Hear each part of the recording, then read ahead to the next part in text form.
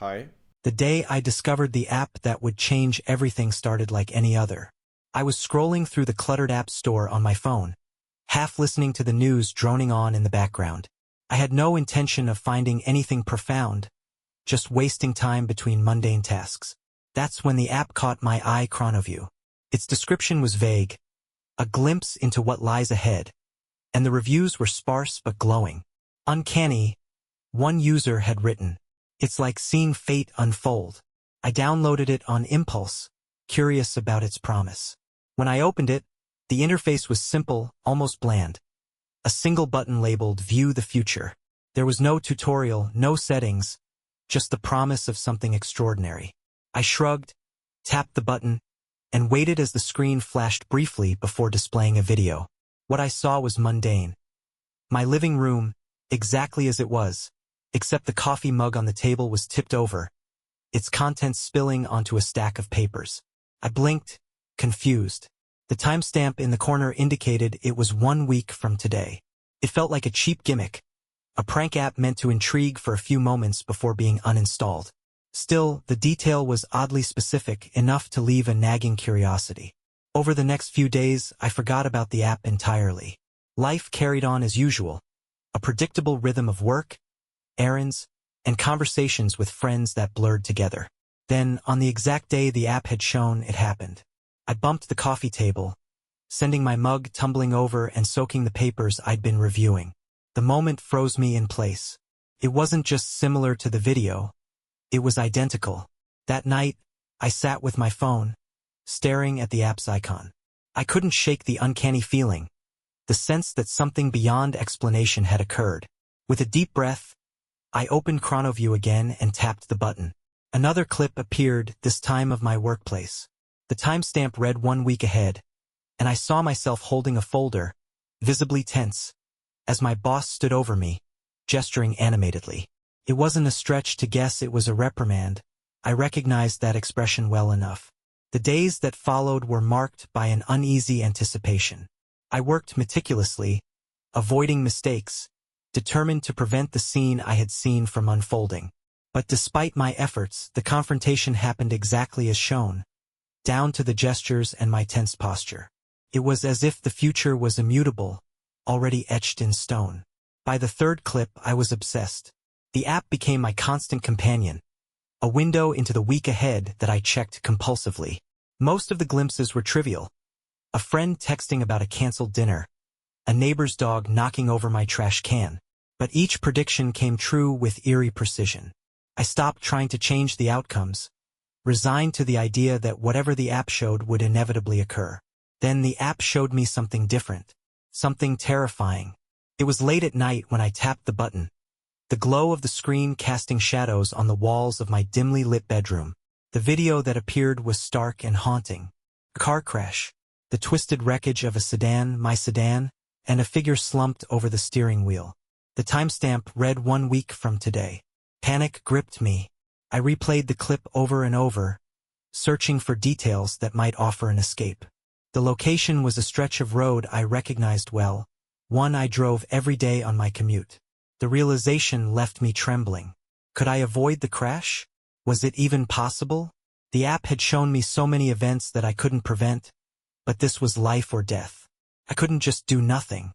Over the next few days, I avoided driving that road entirely.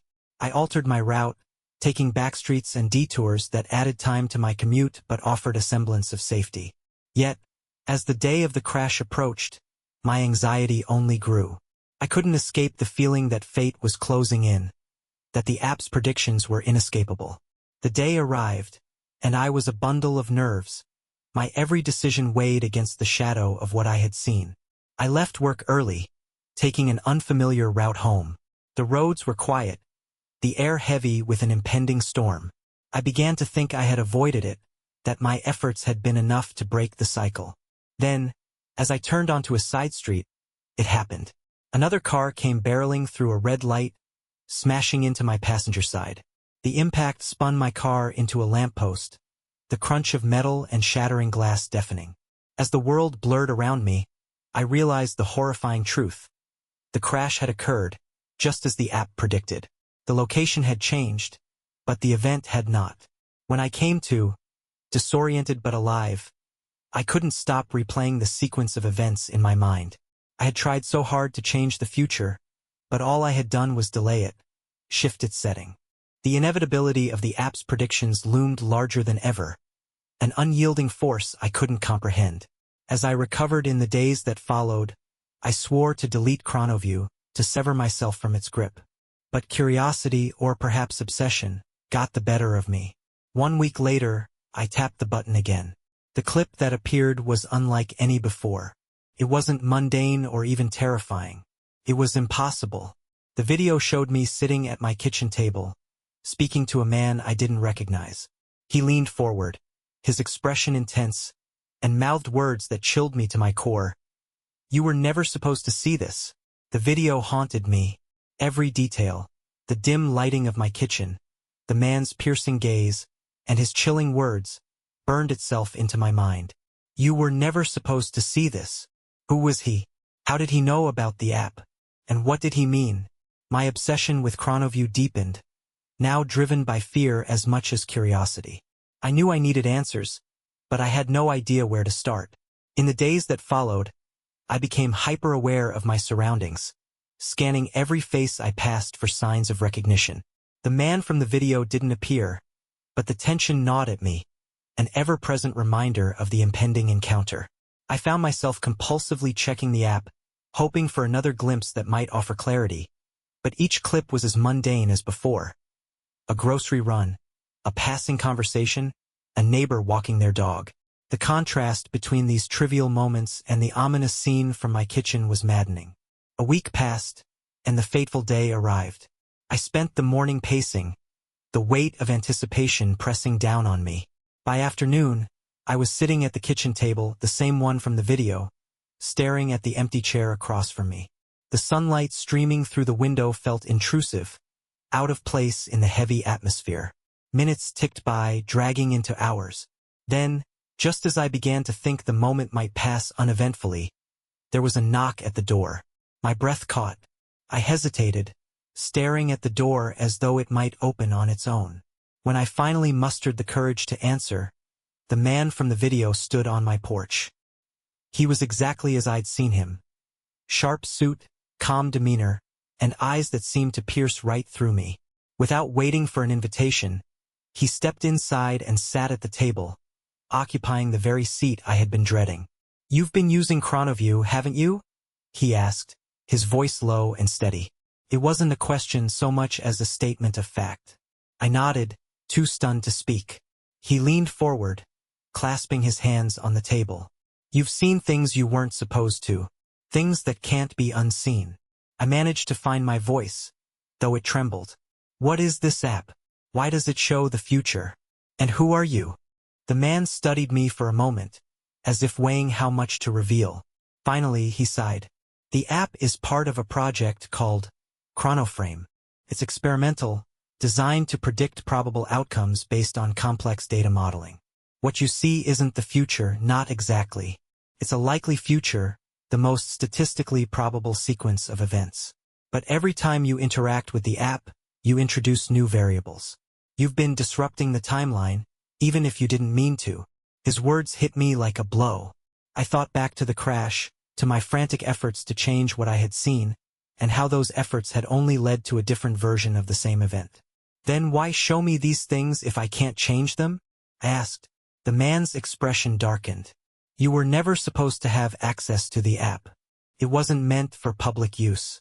Someone leaked it, and now we're dealing with the fallout. People like you, meddling with what they don't understand, have created ripples we're struggling to contain." I felt a surge of indignation. I didn't ask for this. I downloaded a random app. How was I supposed to know what it was? He waved a hand dismissively. "Intent doesn't matter. What matters is that you've seen too much.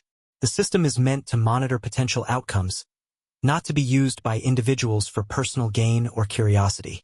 And now, because of your actions, we're seeing anomalies that shouldn't exist." "Anomalies?" I repeated, my voice barely a whisper. "Events that deviate from all statistical probability," he explained. "Things that shouldn't be happening but are. The car crash, for example.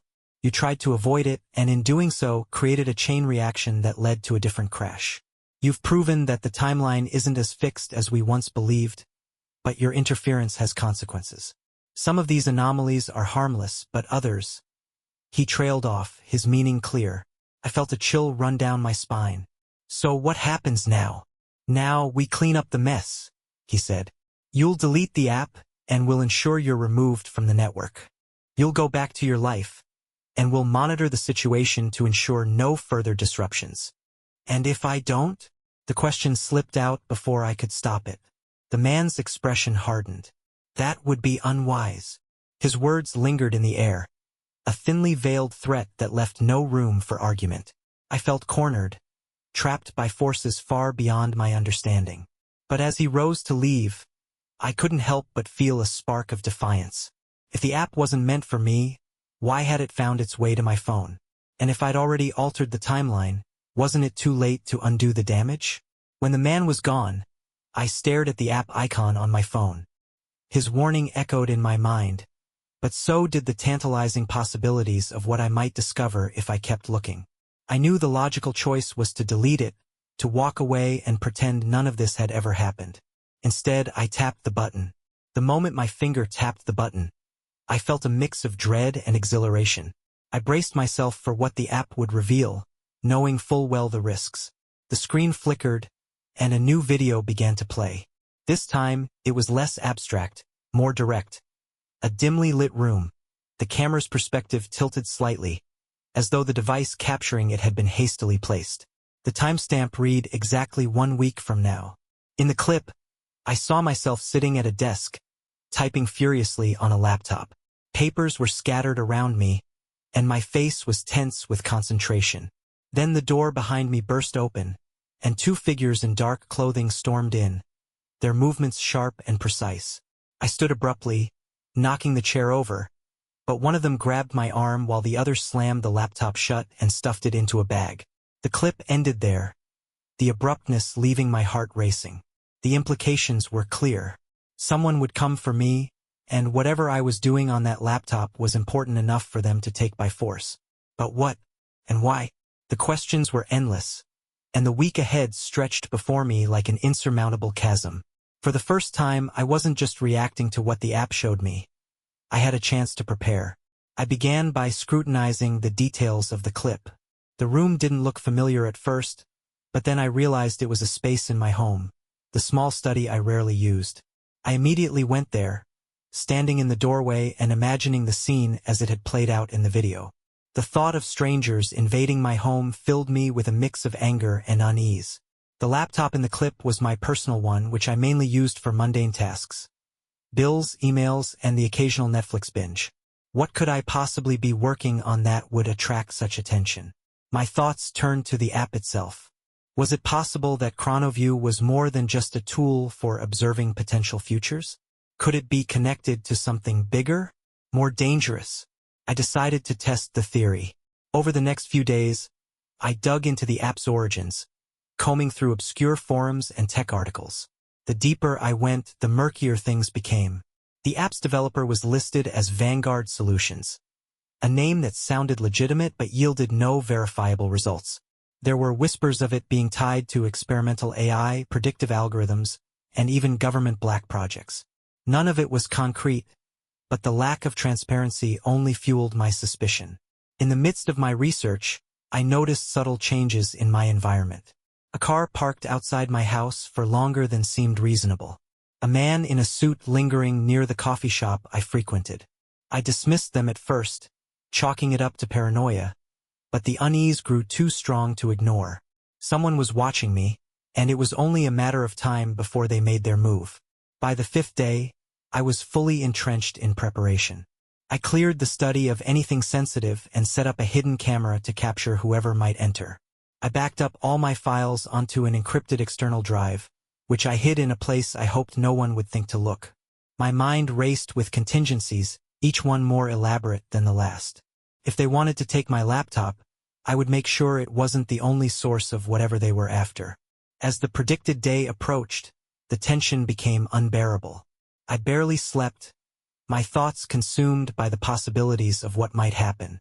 I replayed the video in my mind countless times, analyzing every movement, every detail. The moment of the door bursting open played on a loop, a haunting reminder of what was coming.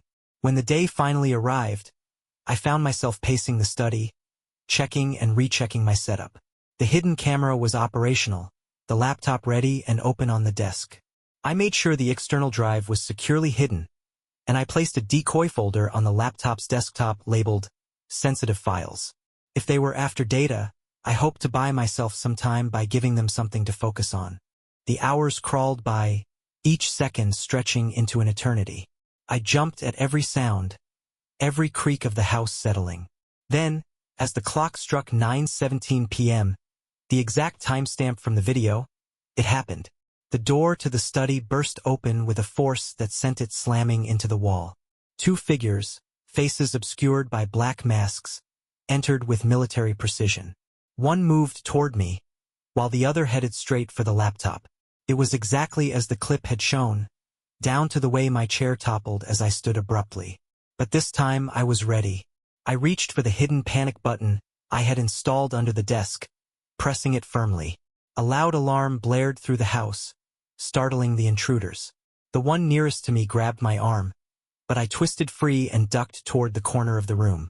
The hidden camera captured everything as the intruders scrambled, the alarm throwing their movements into disarray.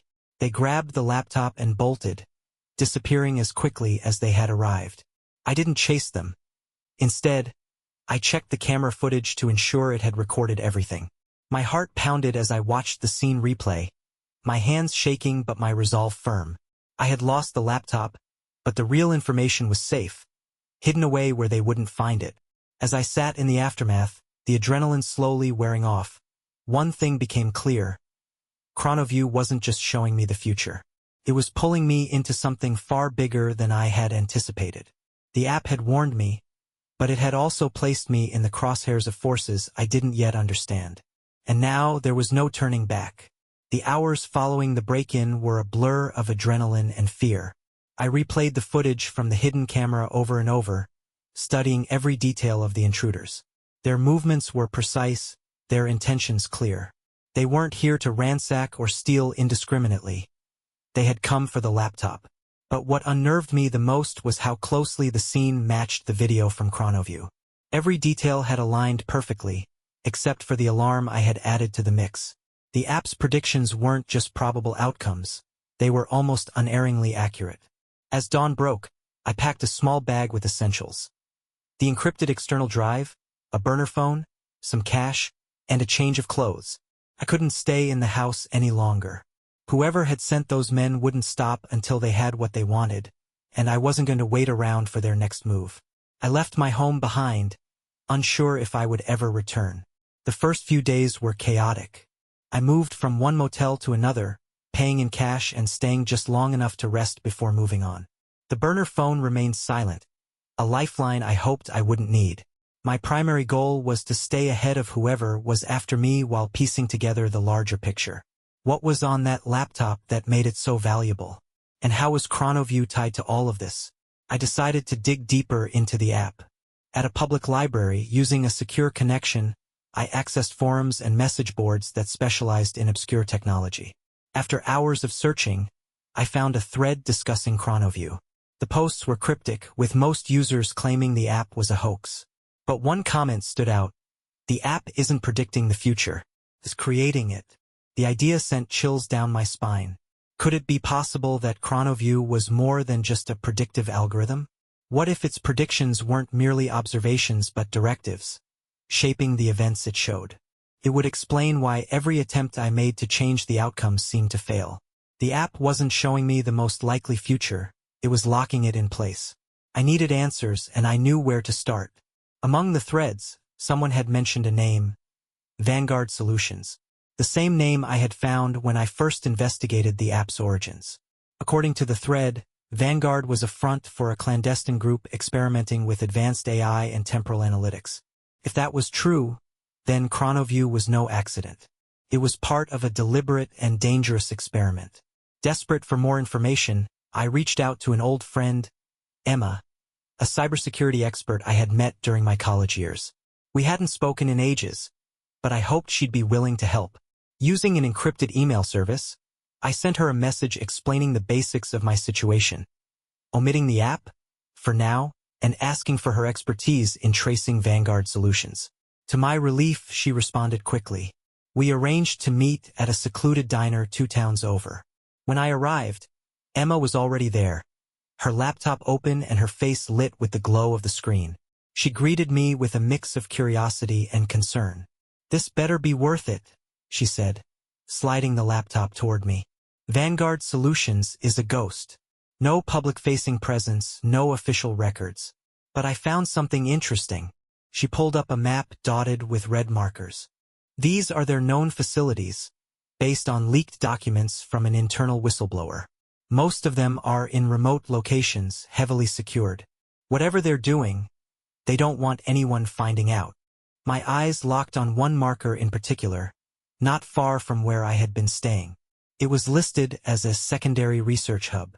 If Vanguard was tied to ChronoView, then this facility might hold the answers I was looking for. I explained my theory to Emma, carefully introducing the concept of the app and its predictive capabilities. To her credit, she didn't dismiss me outright.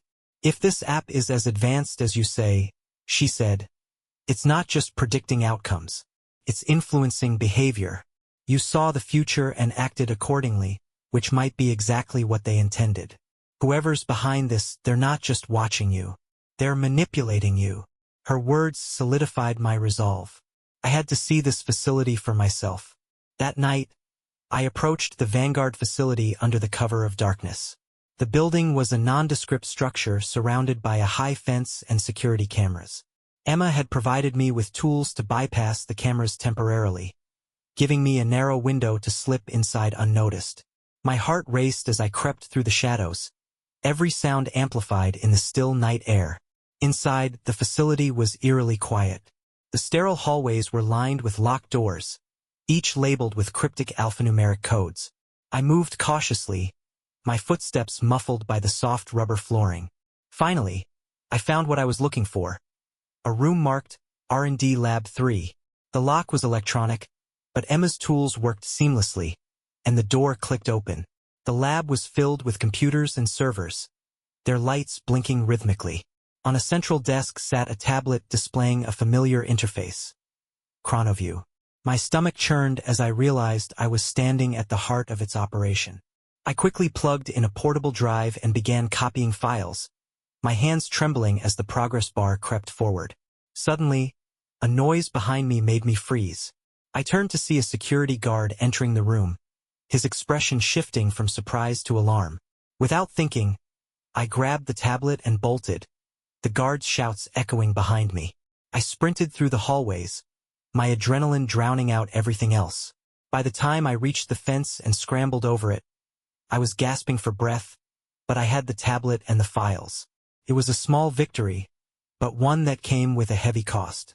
Back at a safe location, I reviewed the data with Emma's help.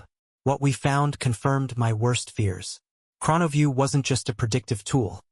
It was part of a broader project aimed at behavioral manipulation and social engineering. The app's predictions were designed to influence users, steering them toward specific actions that aligned with Vanguard's objectives. But there was something else, something even more chilling. The data contained a list of individuals targeted by the app, and my name was on it. The revelation that my name was on the target list felt like a punch to the gut. Emma and I stared at the screen in stunned silence, the weight of the discovery pressing down on us like an invisible force. The list contained hundreds of names, each linked to a specific timestamp and set of predictive parameters. But mine stood out, flagged with an ominous note. High variability subject. Monitor closely. What does that mean? I asked, my voice barely above a whisper. Emma leaned closer, her fingers flying across the keyboard. It means they're watching you more closely than most. High variability suggests you've been harder to predict than others.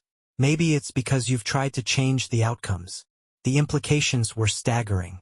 Not only was I a pawn in whatever game Vanguard was playing, but I was also an anomaly, a factor they couldn't entirely control. It explained why the app had continued to show me increasingly alarming visions. I wasn't just a subject. I was a problem they needed to solve. Over the next few hours, Emma and I combed through the files, piecing together the scope of Vanguard's operation. ChronoView was only one part of a larger network designed to shape behavior on a massive scale. By showing users tailored predictions, the app nudged them toward specific actions that aligned with Vanguard's broader objectives. In essence, it was less about predicting the future and more about creating it. "This isn't just about you," Emma said, her voice tight with anger. "They're running a global experiment. Social engineering on a scale we've never seen before. And they're using people like you to test the limits of their influence." I felt a surge of rage and helplessness. "So what do we do?" Emma hesitated, her gaze fixed on the screen. "We expose them. Leak the data, make it impossible for them to operate in the shadows. But that's going to make you a bigger target than ever. Are you ready for that?" I didn't hesitate. "I don't have a choice. They've already taken everything from me. If we don't stop them, who will?" We spent the next 2 days preparing. Emma used her network of contacts to set up secure channels for the leak, ensuring the information would reach journalists, watchdog organizations, and whistleblower platforms simultaneously. Meanwhile, I recorded a statement detailing my experiences with ChronoView, hoping my story would add weight to the evidence.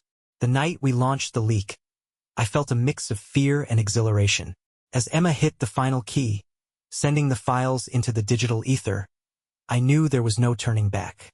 Within hours, the story began to spread. News outlets picked up the data, and social media buzzed with speculation.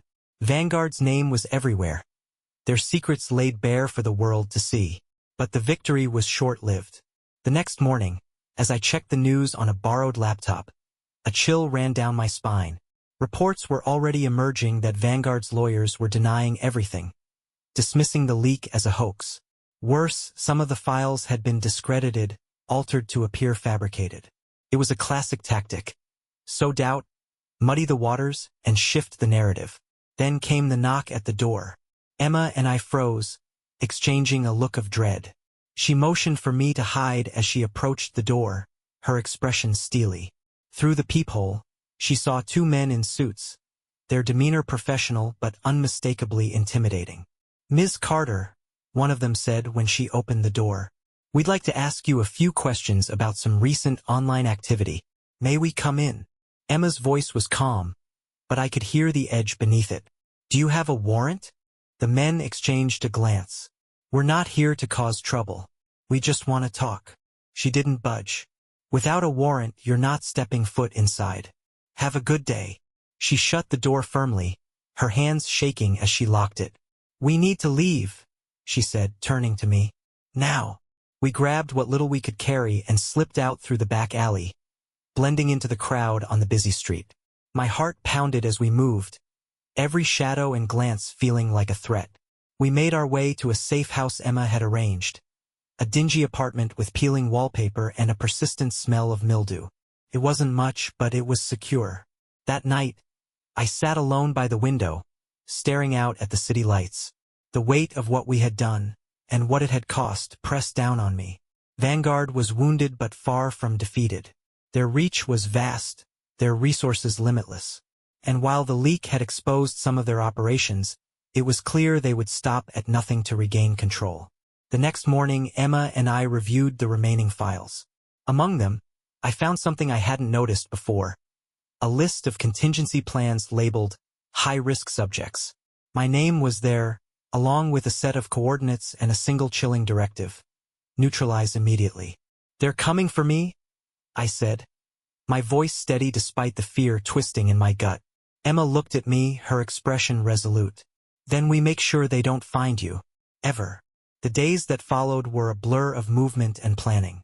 Emma used every trick in her arsenal to erase my digital footprint, while I prepared for a life lived in the shadows.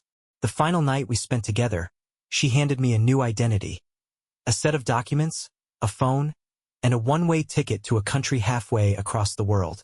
"This isn't goodbye," she said, her voice thick with emotion. "We'll find a way to finish this. But for now, you need to disappear." As I boarded the plane, I felt a mix of grief and determination. Vanguard had taken so much from me, but they hadn't broken me. Not yet. Somewhere out there, ChronoView was still operating, its algorithms shaping the lives of countless unsuspecting people. And while I didn't know how, I vowed to one day bring it all crashing down. For now, survival was enough. How was the video? Don't forget to like and subscribe for more videos.